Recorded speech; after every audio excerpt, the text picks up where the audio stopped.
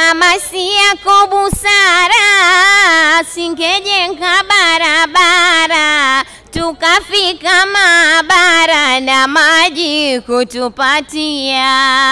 Hebu kwanza simameni, makofi mpigieni, raisi wapongezeni kwa kazi wanotufanyia. Kamati, karibu. 3, 2, 1.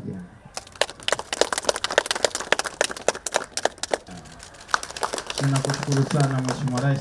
Serikali zetu mbili zimeandaa mpango wa kuongeza vituo vya uchunguzi na matibabu ya saratani kwa kutumia teknolojia ya nyuklia wenye thamani ya euro milioni 59.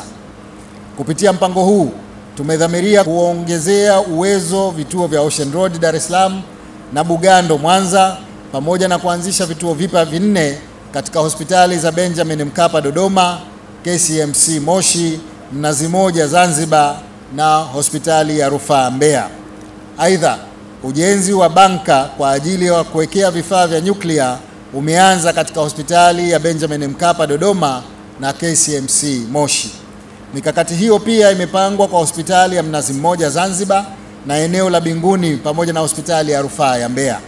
Kukamilika kwa mpango huu utaongeza huduma za matibabu ya saratani kwa kutumia teknolojia ya nyuklia, na nchi yetu itakuwa na vituo 6 vya serikali katika kanda zote muhimu hapa nchini.